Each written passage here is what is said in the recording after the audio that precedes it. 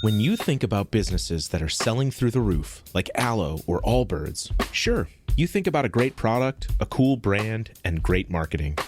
But an often overlooked secret is actually the businesses behind the business, making selling, and for shoppers, buying, simple.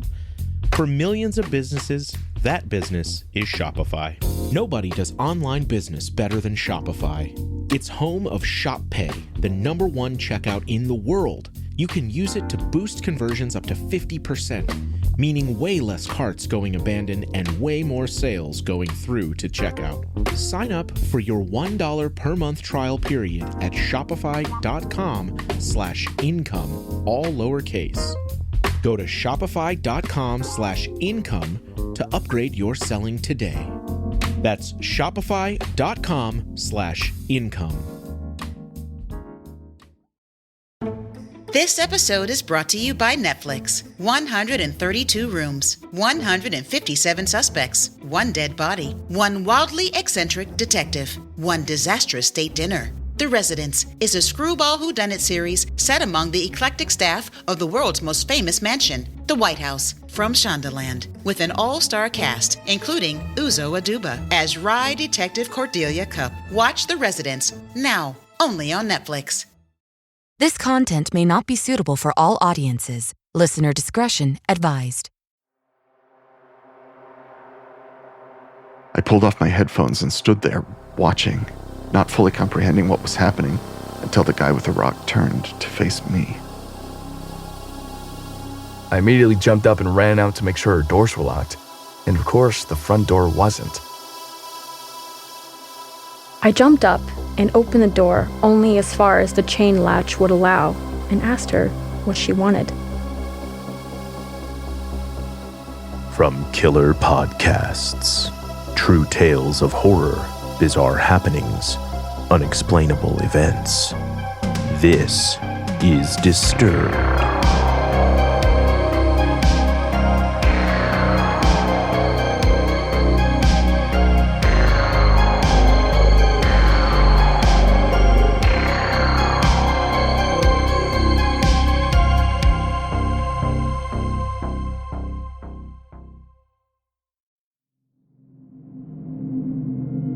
Hello, and welcome back to the show. This week, we're bringing you 5 stories that will make you think twice before leaving your house after dark. So sit back, listen closely, and dive into the horror. First, a story narrated by Jhas Williams from Reddit user Canadian767. Wearing surgical gloves doesn't make you a doctor.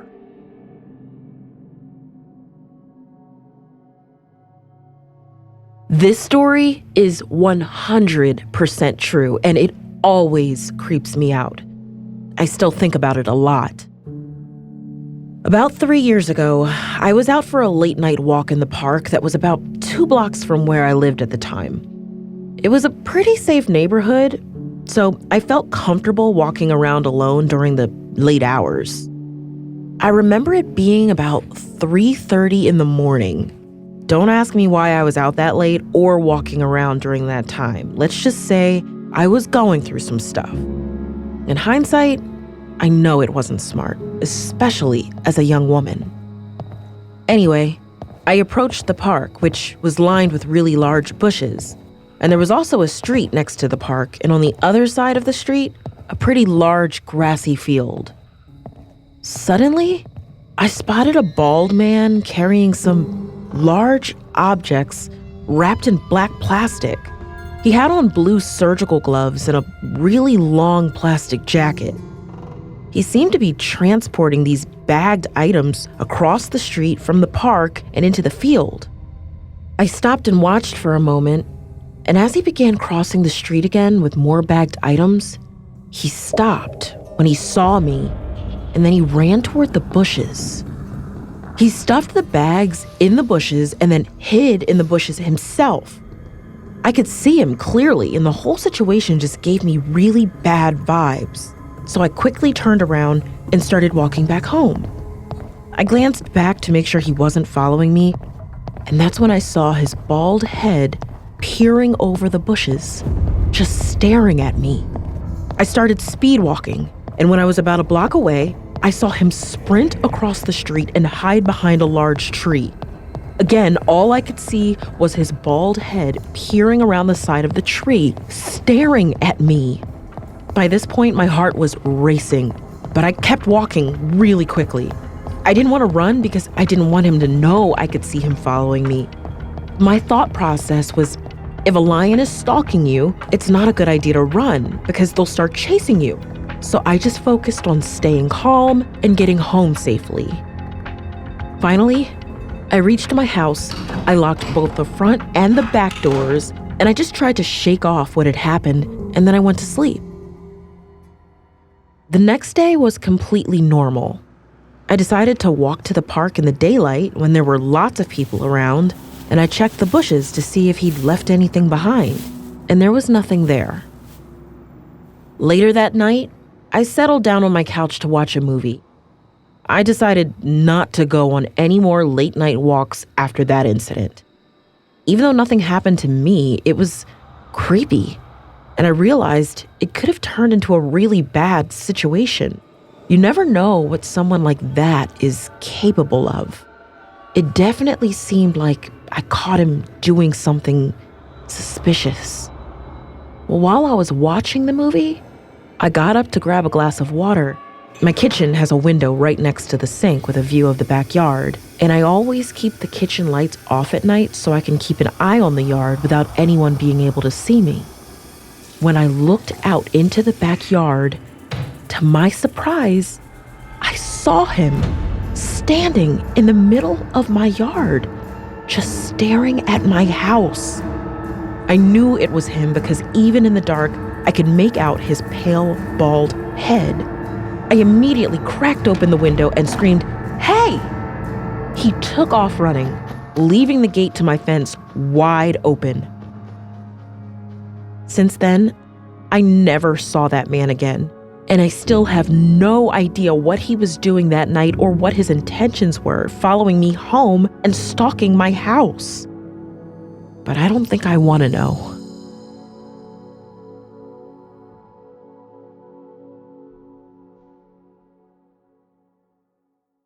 Our next story is told by Dan Groh and was sent in by disturbed listener Pranjal. If you'd like to submit your own true scary story, visit disturbedpodcast.com/submit. A simple children's game turns dangerous.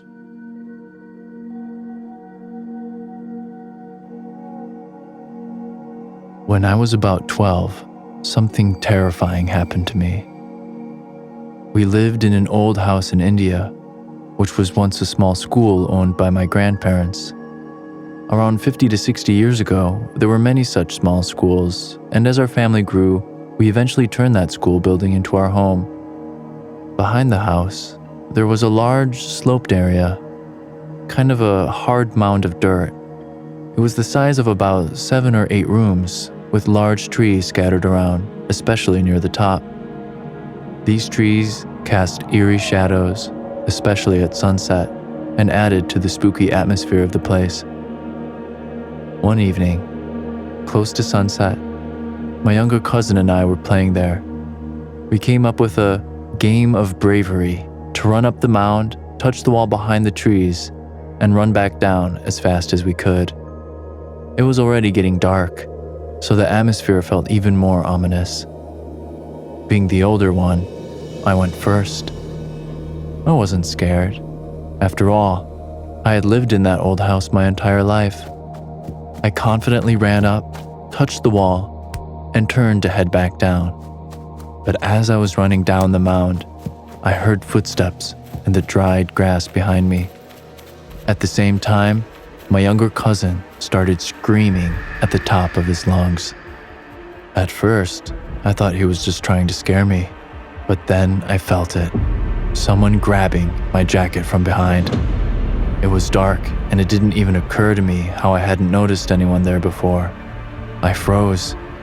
My cousin, terrified, ran toward the house, leaving me alone with this stranger holding on to me. I screamed for help as loudly as I could, struggling to free myself, but it was no use. The person started pulling me back toward the trees.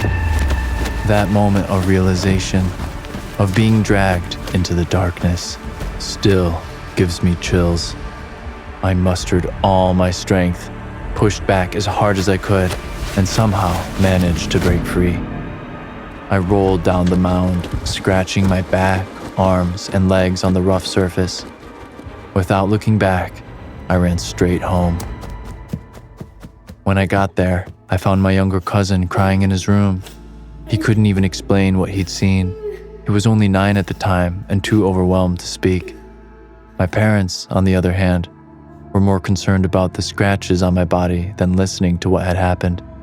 They brushed it off, saying it must have been a tree branch that caught my jacket. But even now, as an adult, I know what I felt.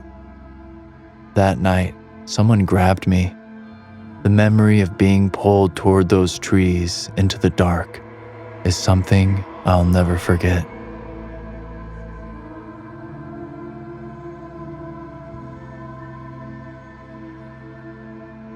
This next story comes from Reddit user AcceptableInjury754 and is narrated by Bodhi Crowe. She wasn't a catfish, but something was still fishy.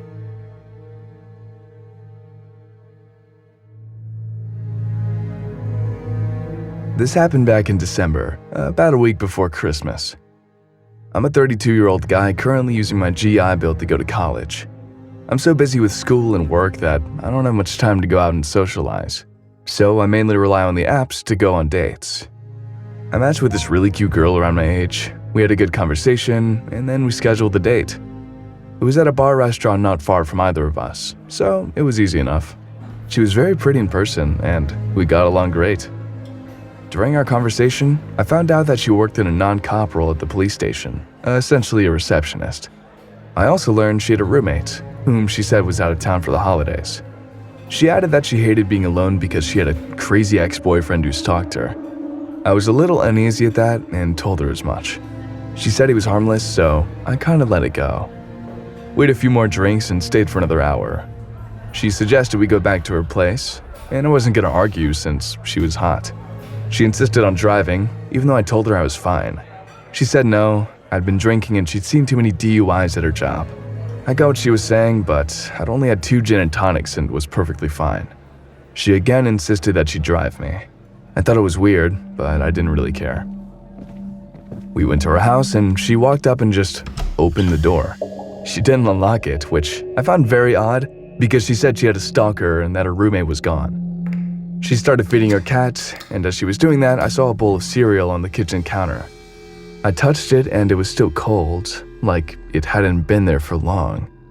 The cereal wasn't soggy either. I asked whose it was and she hesitated, then said she ate it as a snack before heading to the bar. It didn't make sense, but before I could say anything, she kissed me, put her arms around me seductively, and asked me to take her to her room. Again, she was pretty hot, so I quit caring about the cereal. We started fooling around and I went to close the curtains, but she told me to leave them open. 5 minutes later, we were in bed and my back was to the window when she let out a huge gasp, a scared gasp. Her eyes were on the window. I turned around and saw someone in a hoodie. They took off and I heard steps running on her back deck. I immediately jumped up and ran out to make sure her doors were locked, and of course the front door wasn't. I ran to it, and right after I locked it, someone started banging on the door. I was about to open the door and fuck the dude up, but she just told me to go back to bed with her. I screamed at her and asked if she was insane. She told me, "Oh, he does this, he'll go away." I asked, "This is your ex?" She said yeah, and told me not to worry about it. At this point, he started banging on the other side of the house, but she didn't seem at all scared and kept trying to get me to go back to bed. I didn't want to call the cops because for all I know, this guy was a cop. Or maybe she'd know the cops that showed up and they'd take her side. I also couldn't just leave because my car was at the bar. I was terrified. I started calling her out on her door being unlocked and the cereal on the counter. I openly called her a liar. She couldn't come up with any logical answers, and I had no idea what I got myself into.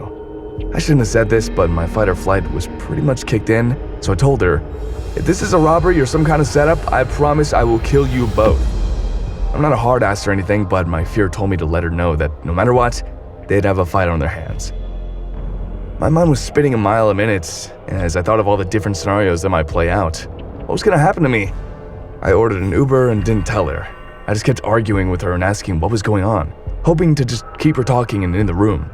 I stayed right next to the door so I could leave as soon as the Uber pulled up. Luckily, I hadn't taken my pants off and my jacket and shoes were right by the door, so I was able to get dressed. The Uber showed up, and without saying anything, I just opened her door and ran out as fast as I could. I looked back at her door and she was just standing there. I honestly still have no idea what the fuck was going on. I don't believe this was just a woman with a crazy ex. It felt like either a robbery or some weird fetish. I don't know. It's definitely something I'm very mad at myself for. I mean, I'm a 9-year Navy vet, and yet I allowed myself to get into a situation like that. I reported her dating app account while in the Uber back to the bar. I also warned the bartender about her in case she ever came back to that bar. Be careful. Dating apps can be dangerous, regardless of your gender. If you see warnings, no matter how small they might be, pay attention to them.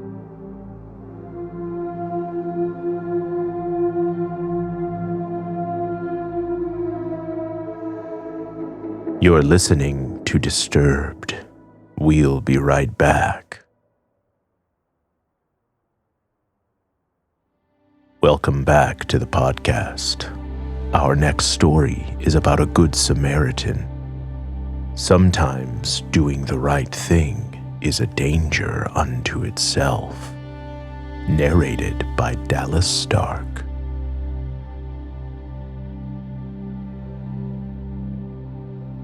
It was around 2003. I was a single mother in my mid-40s, and I just moved to a new house with my then 4-year-old son in Altoona, Pennsylvania. I remember it was late that night. I was up unpacking boxes, and my son was asleep on the couch. That night, there was an unexpected knock on my front door. I pulled the curtain aside and looked out the front window to see a petite young woman in a sleeveless shirt, shivering on our front porch. I jumped up and opened the door only as far as the chain latch would allow and asked her what she wanted. She said she'd locked herself out of her house and asked if she could come in and use the phone. I asked her where she lived, and she described an address and a house about a block away and around the corner. Still, something about her story didn't seem right.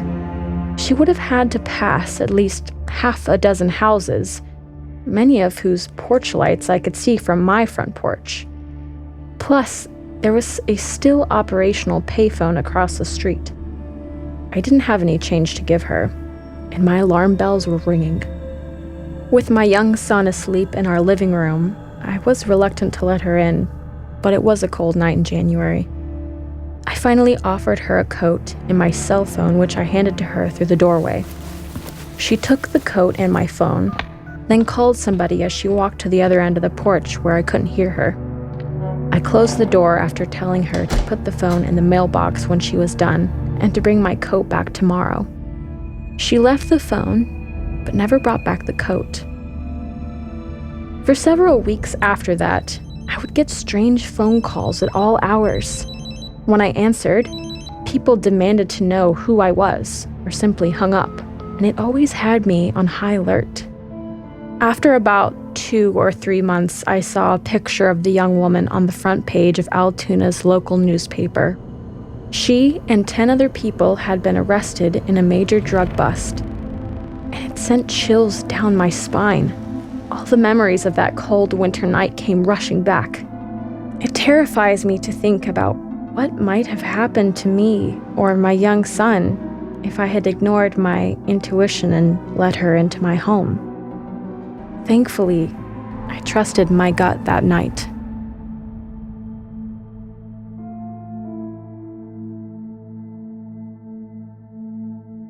Our final story is narrated by Adam C. Alderson from r/Let's Not Meet. A walk in the park is less pleasant at 4 a.m.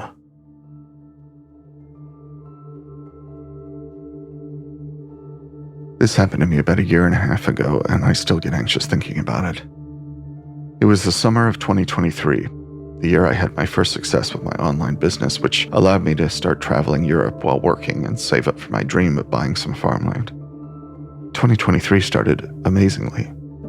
I lived a few months in Malta, then in Budapest, visiting friends who study abroad. The first few destinations were a wonderful contrast to the miserable cold winters that drag on for months in Germany. After having a tremendous time in Malta and Budapest, it was already the beginning of summer. My final destination that summer was to visit my friend Ben. He's currently studying medicine in Varna, located at the very east of Bulgaria. It's an interesting place with lots of Soviet-style, slightly run-down architecture, and it still has its charm as a beach city. The people are very nice, and there are some beautiful spots. There are many expats, and I spent my days enjoying the large parks near the beach itself, and its various cafes and clubs. I met lots of people and frequently went out to beach clubs with them on weekends. It was a nice, hot summer, and I was enjoying myself until one particular night. I was out with Ben and many of his university friends. We partied all night, had drinks, danced for hours, and just enjoyed ourselves during this wonderful summer night.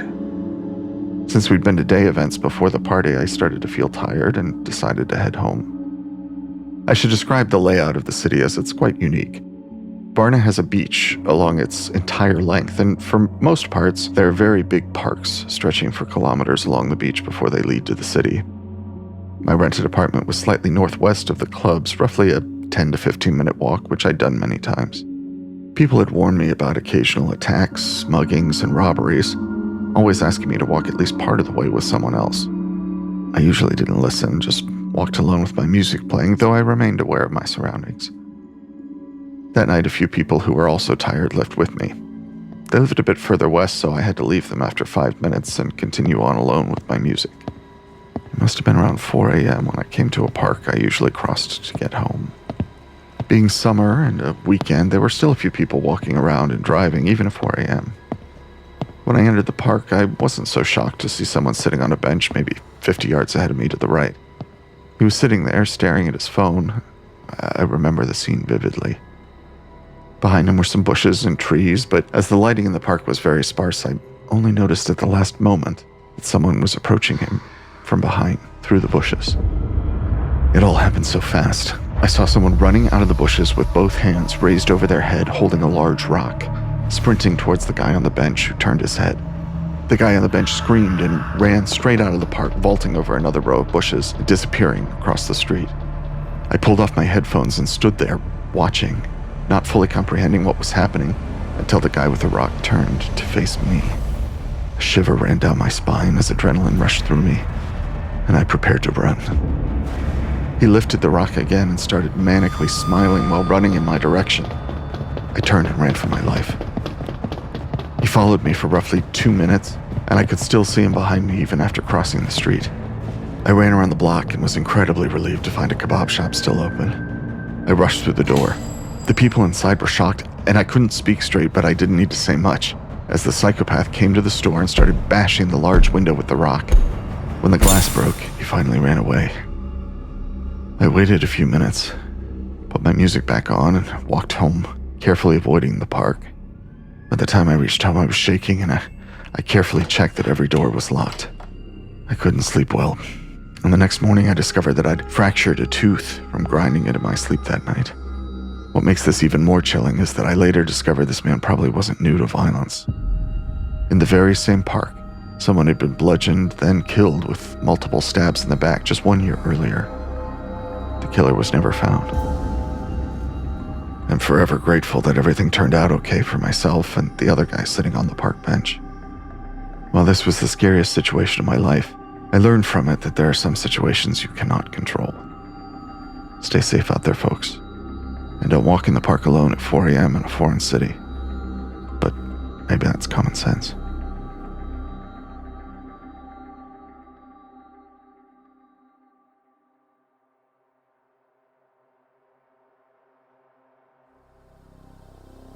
Want more Disturbed? Check out our Patreon for member-exclusive content, early merch access, and other cool perks. I'm your host, Doug Bailey, and this has been Disturbed, a production of Killer Podcasts and part of the Evergreen Network. For more paranormal and true crime shows, visit killerpodcasts.com. Follow our social channels at Disturbed Podcast on Instagram or Disturbed_pod on Twitter. If you enjoyed the show, please consider subscribing and reviewing on your favorite listening platform. Share your own true horror story at disturbedpodcast.com. Music by Epidemic Sound and by Carl Casey at White Bat Audio. Our producer is Elizabeth Flood. Our sound designer and audio engineer is Nathan Corson. Executive producers Bridget Coyne and Noah Fouts. Until next time, stay safe out there.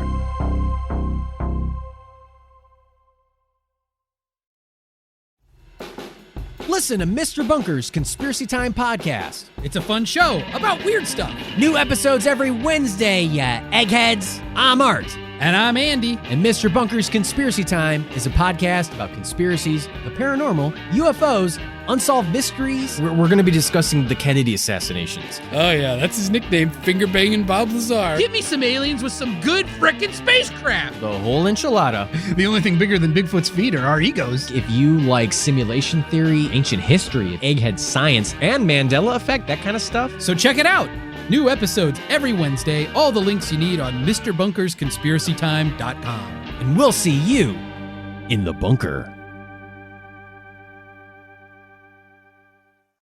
Do you enjoy science, spooky stories, and all things paranormal?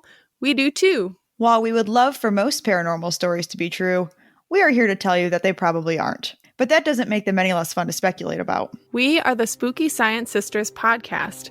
In this podcast, we bring you bi-weekly discussions on possible scientific explanations behind the supernatural. Backed up by research articles and other credible sources, we do deep dives into things like archaeology and physics, and share in-depth discussions with topic experts. Visit us at SpookyScienceSisters.com to listen to a couple of skeptics debunk some of your favorite alien encounters, cryptid sightings, and ghost stories with science, sass, and a significant amount of laughter. Thank you, and stay spooky.